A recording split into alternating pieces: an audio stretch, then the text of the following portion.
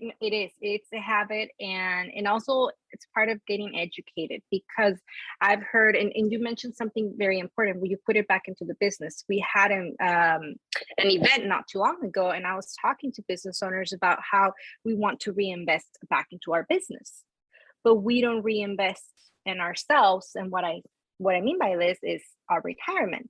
And we think about our business as a retirement plan. Well, it shouldn't be like that. You don't know what's going to happen to your business within the next 10, 15, 20 years.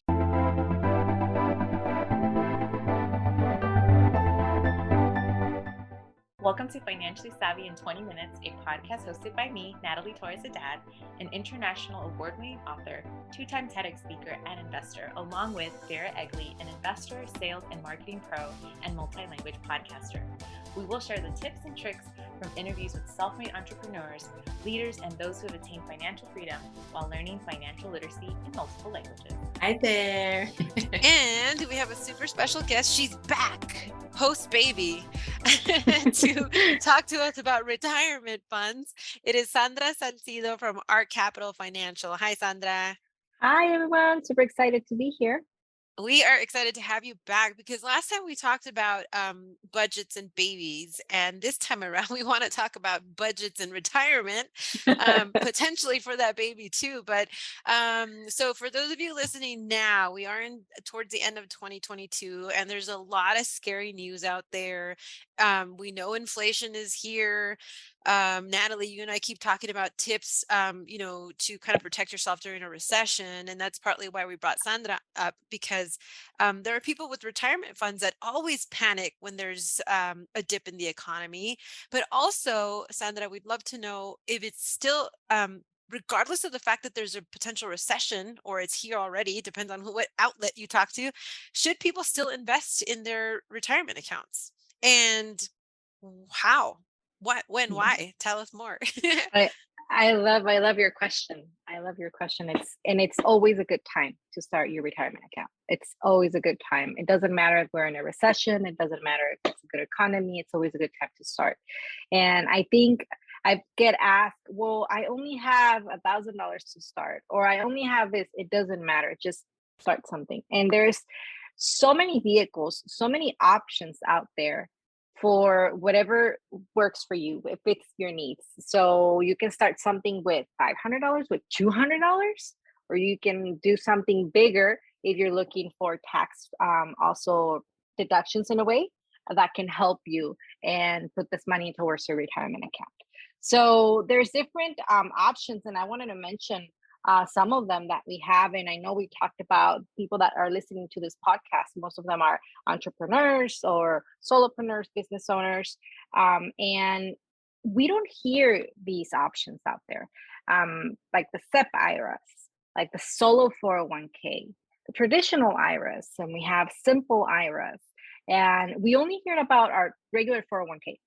And we think that we need to be a huge company to have one of those or to offer it. And it's not the case, right? So I want to focus on one of my favorites for people that are entrepreneurs they don't have employees, the solo 401k. It's one of my favorites because it allows you to do so many things and deferred a huge chunk of money. If you think about it, if we think about a scenario, if you put it in a solo 401k, let's say you make a profit of $100,000 for the year, right? You're allowed to make contributions to this account as the employee and the employer, because you're both in a way. So that makes it really cool because you can, and I believe 2022 is going to be $20,500 that you can put into a 401k. And as the employee and as the employer, you can put either 25% of your AGI, or this year it's going to be, I think, 60,000, whichever it's smaller. So if you make $100,000 in profit for a year, that means that you can actually put in there like almost 38K, that you're not paying taxes on that money, and that you're taking advantage of that strategy, if you want to call it that way, for your retirement. Wow, that's a huge savings. It is a huge savings. I've heard clients in the past, oh, I'd rather pay it to the IRS. Well, not me. Not my case, right? Who says that? Yeah. And you're right. It's kind of giving them those tips, especially those that have been in business for a couple of years and they're deciding, it's like, do I put some of that money towards the business or towards a retirement? But you're saying in the long term, it sounds more like a habit. Is that right? Yes, it is. It's a habit, and also it's part of getting educated, because I've heard, and you mentioned something very important when you put it back into the business. We had an event not too long ago, and I was talking to business owners about how we want to reinvest back into our business, but we don't reinvest in ourselves. And what I mean by this is our retirement. And we think about our business as a retirement plan. Well, it shouldn't be like that. You don't know what's going to happen to your business within the next 10, 15, 20 years. Mm-hmm. So you should start paying your retirement from your business. Mm-hmm. Right. So I think that's a great, and it's a habit, and it's something that you need to put yourself first to be able to do it. Because we don't think about this. No one wants to think about retirement or dying. We talked about this in the past, but we do have to put this as a priority if you really want peace of mind in the future. What are some of the things that you find, some reasons why people don't put the money aside? Because I can think of a few that I've talked to some people that are like, but like that's even $6,000 to put in my retirement. Mhm. I'm not going to have it in hand, So it's like they only think about the immediate, but not the future. So is that like a typical objection to starting a retirement account? Yes, because you're not used to it. It's not normal for you. It's not something that you do on a regular basis. So we're not, like Natalie mentioned, it's not a habit. So if it's not a habit, it's difficult to do it, and we're not getting immediate gratification from it. So we have to wait, 15, 20 years down the road to be able to use these funds. Not really. I mean, there's always ways to Mm-hmm. use these funds, right? But we rather spend that money in something right now than just save it for the future. So I think it's a combination of like education, habits, and it's we have to get into the routine of having a retirement account. And I see this a lot in the Latino community. And that's very fair. I think it's when, like you just said, it's the education that comes with it, right? Informing people that this is what they can do. We're towards the end of the year. I mean, it's crazy to think 2022 is almost over. Is there a deadline? Is there a timeline that people should be, let's say they want to max out, any of these vehicles they decide to use? And if so, when is that supposed to happen? So that's a great question. It depends on the vehicle that you choose, because there's so many type of accounts out there. But the IRS allows us to do these contributions until April 15 of the following year. So let's say it's February, and I'm figuring out my taxes, and I know I have to pay. So we have the option to open a retirement account, and it counts as the previous year. So that's a huge advantage that we have. Like, hey, I've had clients in the past, I have 2 days to open this SEP IRA. Can we do it? We'll make it happen, right? We'll make it happen. But you have the option to do that. Now, I'm not saying that you have to wait until the end. I answered these questions last time. I told them, like, you have to sit down with your accountant or your CPA on November or December to figure it out how was the year and see how much you can actually put aside. And also, depending on the type of plan that you're doing, it's the deadline for the contribution.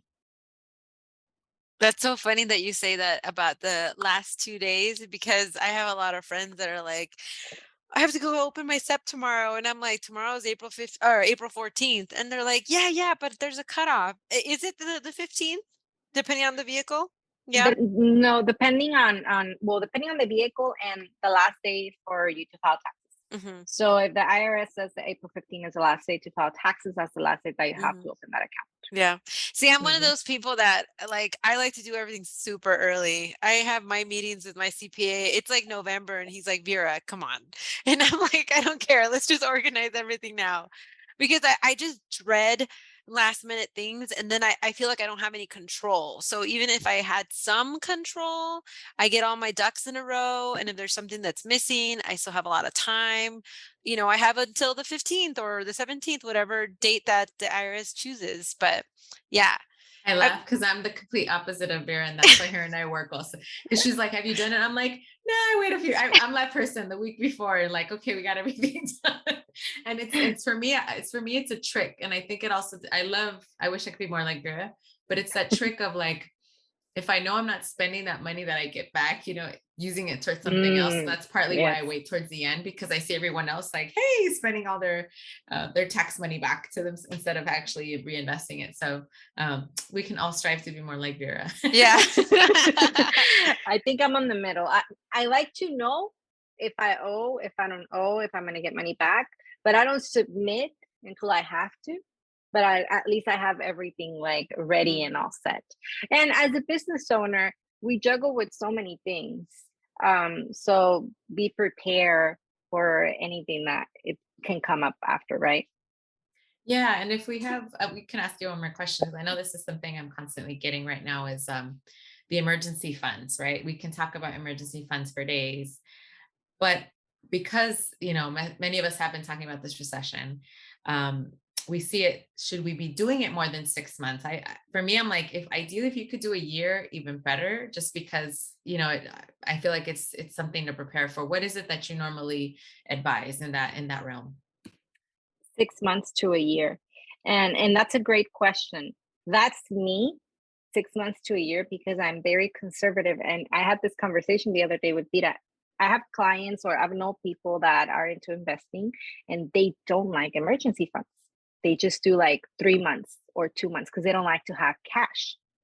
They rather put that cash into some investment vehicle. I can't do that. That's not how I operate. And I think for my mental health, I need to have at least like 6 months to a year, because you never know what can happen, right? There's some people that don't like it, and they're like, well, if I leave that money in the bank, it's just gonna lose value. That's I remember that conversation, because I was like, how can they not have any cash? Like I'm the same. I need to have something, and I Yeah. agree. You should invest it in whatever vehicle you also like to invest in. But I couldn't. Yeah, I know some people like that too, where they're like, wait, I need to wait for a deal to come through the next month, and then I can pay for whatever, because every penny is an investment. Yeah. Absolutely. Vera, I feel like we need to have Sandra on again, because time always flies. I know. I think if you can tell us, people know how they can reach you since you've been on our show, and I'm sure you'll be back again. If there's a tip that you'd like for people to take real to heart, especially since they have a couple months to get themselves in gear and hopefully end the year strong. I think don't be afraid of all these fancy terms. People get afraid of like, oh, what the retirement, what is this? Or the emergency fund I have to put into an account that gives me a percentage interest rate higher, whatever. Like, don't be afraid of anything. Like, just start doing something right now. If it's only $100, it's fine.